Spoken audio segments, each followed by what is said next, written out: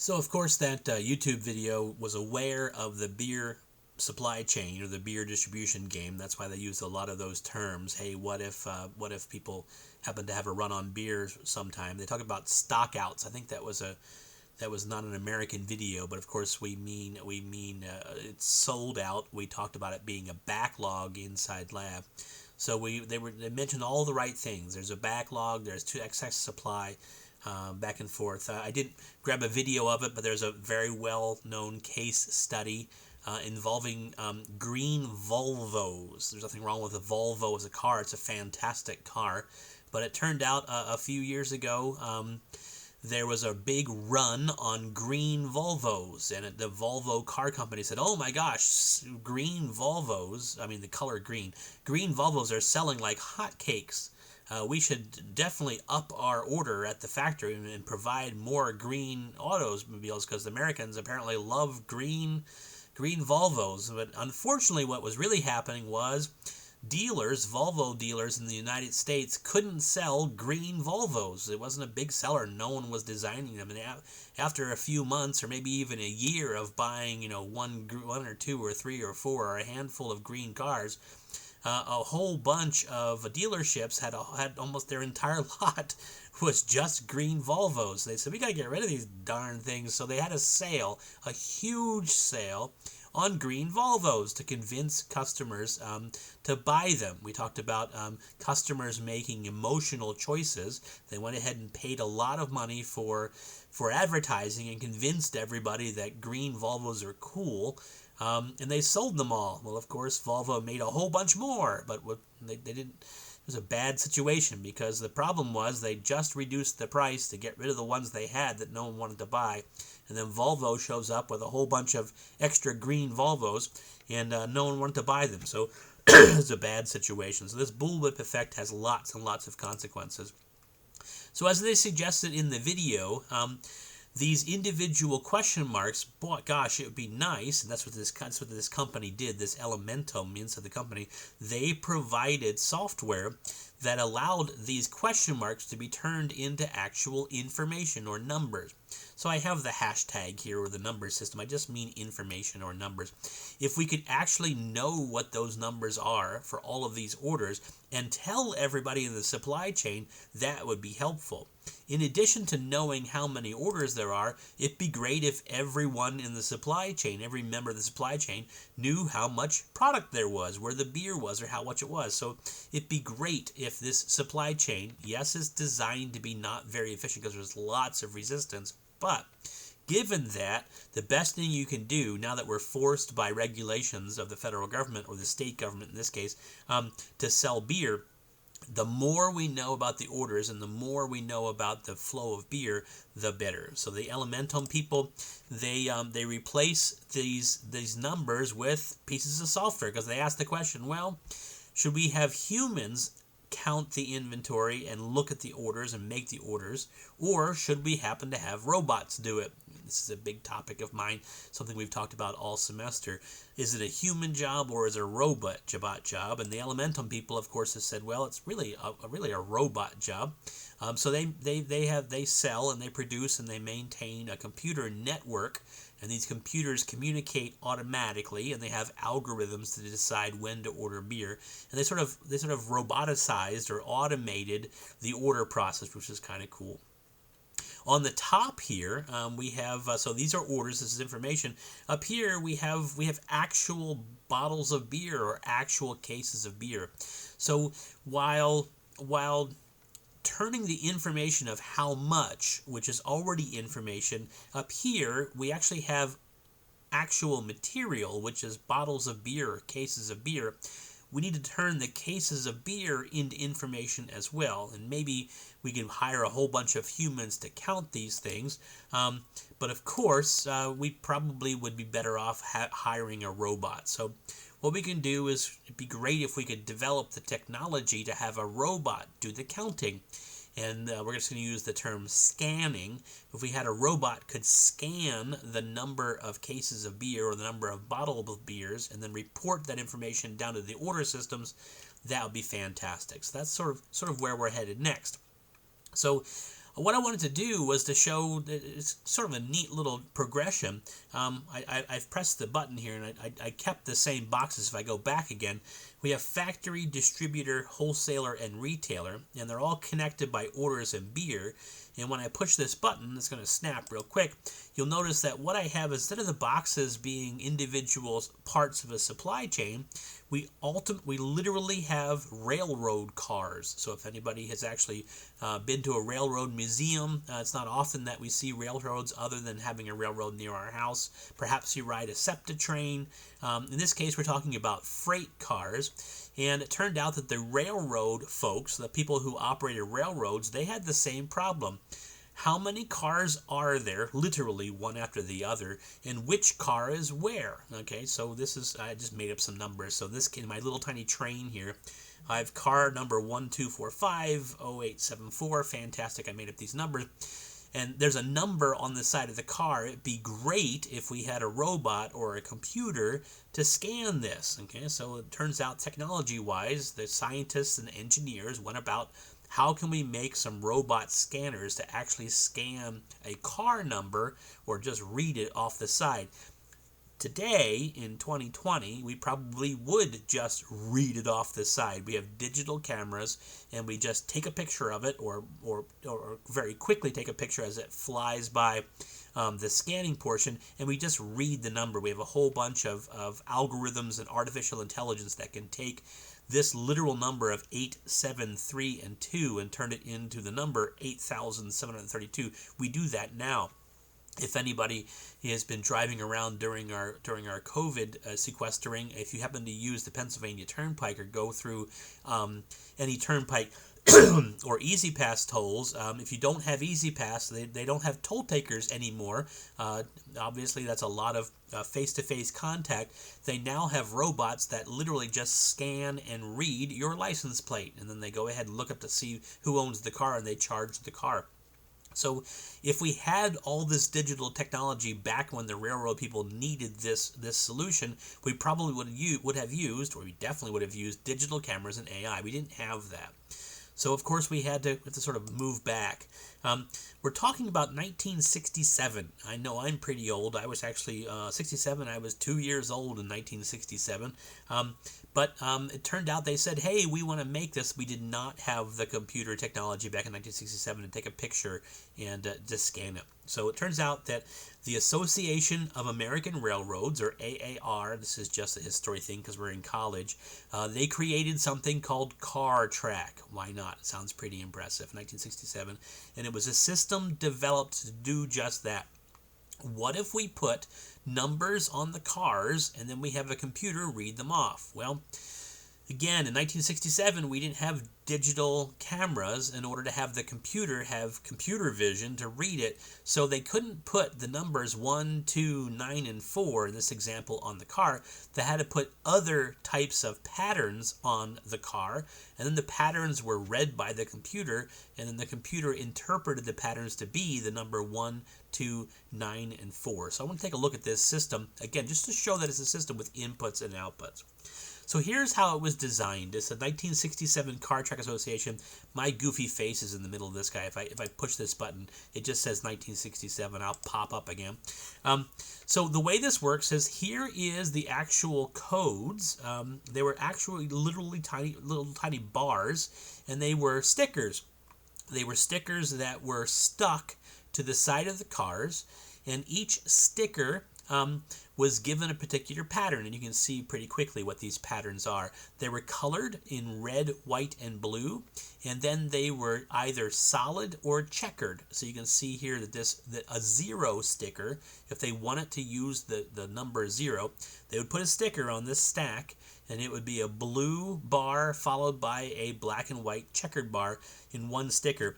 That represented a 0. Right below that, a checkered black and white represented a 1. If we zoom in real quickly here, you can see there's a 1 that's listed there as far as where these things are. So we're not going to memorize this pattern, but in addition to that, they had to tell the computer when to start scanning and where to stop scanning, meaning, hey, go ahead and look for this pattern on the side of this railroad car, and when you find this start sticker, which is a blue a bar on top of a red bar, then you'll know that you found it, and then scan all these things, and then you can stop when you see a red bar on the bottom with a blue bar on top, but they're moved the other side. So in this case, it's blue on the top, red on the bottom. They're both blue on the top, red on the bottom, but one starts with blue, ends with red. The other one starts with red, ends with blue. I'm struck by how this looks like DNA sequencing, whether it's the 5' or the 3' end. It's pretty impressive. These are just the numbers 0 through 10 stacked. It depends on what actual number they wanted to see. The way they would do is they would stack these labels. They would stack 13 of them. The first label would be the start label. The second 1, 2, 3, 4. The second 4 labels would be the owner code. So every owner of a car, like who owns this railroad, who paid for this car, would get a 4-digit number, and that would be your owner code. And then there'd be a 1, 2, 3, 4, 5, 6, a 6-digit car number. So if you look up here, I just wrote this down because I can't figure it out on the fly. 4 zeros to 4 nines is 9,999, and then you add in 1 for the zeros. That's 10,000 possible owners. So in 1967, we didn't have 10,000 different railroad companies, so that was fine. They made more than you needed. And then car number, these many zeros, 6 zeros to this number 9s. This is 999,999. Add 1 more. This is 1,000,000 cars. So they had big ideas in plan. They were gonna have 10,000 railroad companies own up to 1,000,000 cars each. I know we talked about millions of cars on the road, millions of automobile cars on the road. So they just had an idea this was going to be pretty huge and walk it up. So let's see how this actually worked. So I'm going to go ahead. I think I have brought an actual example of one of these guys. So here's a real example. Again, this is just for reference. This is the same picture I had before. This is what they look like. Here's what it looks like for real. If I zoom in, it doesn't look very healthy. This is obviously a modern copy of a very old system. This was back in the 60s. You'll notice the stickers are kind of dull, and there's a whole bunch of rust on the side of this car. But here we go. Here's the start sticker which blue on top of red. Blue's first, and then here's a whole bunch of patterns that walk up here, and I've sort of made this better so I can see the darn thing. Again, we'll notice that the line for the first sticker, or line 1, is the start label. This is the start label, as we said, and then the owner code are these 4 labels, and then the car number, and then up here is the stop label, which is red on the bottom, blue on top. You know what? This looks like Wikipedia has it backwards. I see blue on the bottom, red on top. Who would have thought? Is that really a stop? Yeah, it must be. Maybe they put it on upside down. I'm not really sure. And then this last one here is called the check digit. So let's take a look at this guy. I went through and read off by zooming in on these things what the actual numbers were. So here's the start label. Lines 2, 3, 4, and 5. 2, 3, 4, and 5 were the numbers 8, 0, 5, and 0. And if you go to Wikipedia or go to the internet and say, hey, what is the car track code for 8050, they'll let you know that it was owned by the B&O Railroad, which B&O, if anybody happens to be a model or a toy train hobbyist, B&O is a big number. And then we have this car number is 003851, so it's 3,851. This is the 3,851st car owned and operated by the B&O Railroad. There's the stop label, and then there's line 13, which is also a 0. So this line 13 is kind of special. Let's take a look at this. This line 13 is called a check digit. And a check digit is what it does is it asks the robot or the electronic system to scan all of these labels, which we just saw. And then after it's done scanning all these things, it asks it to go ahead and do a calculation. And the result of the calculation, sort of like a secret decoder ring, is a single-digit answer that's placed here with the check digit. So I want to take a look at this. The way this is solved, and no human does this, these are robots, and robots do this fast. The way this system worked is that the first line that contained a number, past the start label, what they would do is they'd take whatever this number is, in this case it's an 8, and they'd multiply it by 2 to the 0th power. And 2 to the 0 is a 1. So we'd get 8 times 1 is 8. So in order to calculate this check digit, the first number we're working with is an 8.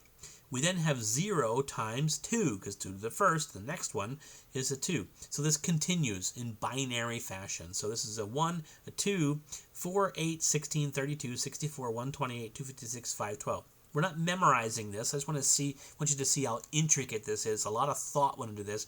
Computers do this. We don't have to worry about doing it. If we go through and multiply these numbers by these numbers, this is the sums these are the products that we get: an 8, a 20, a 192, a 1024, a 1280, and a 512. Okay, great. So what's next? What we do is we add up all of these totals, and I double-checked my math with my calculator. If we add up all of these totals, we get 3,036. The next step is to divide 3,036 by 11. Why 11? Because that's what they chose. It's 11. 11's a lovely number. I don't remember my 11 times tables from school. We're not supposed to. It's not a human job. It's a robot job. If you take 3,036 and you divide it by 11, I'll mention what this modulo means in a second. It turns out that when you divide 3,036 by 11, you get the number 276 exactly. The remainder is 0. You have none left over because 11 fits perfectly into 276 each time. This modulo function simply means what's the remainder. It asks for the remainder. So if you were to ask a mathematician or a computer scientist, what is 3,036 modulo 11, the answer would be 0, because you get a remainder of 0. Now, the way that we calculate this check digit is once we get a remainder of 0, the modulo process to get the check character asks the question of the math. It's a computer question. How many integers do we need to equal the next power of 11? So if we were to take 11 times 277, that number would be 11 times larger, or 11 values, 11 larger than this. It would be 3,047. So the question is, how many numbers do we need to add to get to 347? And the answer is, well, you need to add 11. So why would you add 11 in the first place? You're already there. It's exact. And we're going to see another example of this in a little bit. This is confusing. It turns out that we don't need to add any numbers to the remainder because it's already 0, so the answer is 0. That's a lot of things to say. So the answer is 0. If you change any of these values, then this sum changes.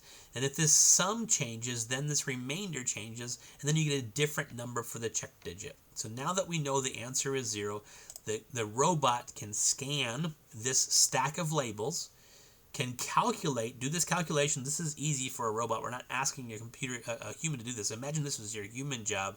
I wouldn't last like 5 minutes. I can't add, let alone multiply. It turns out that the sum of 3,036 modulo 11 using this process is 0, and that 0 is placed. We go ahead and grab a 0 sticker, which is up here. That's the check digit. So what happens is, I'll go back here for a second.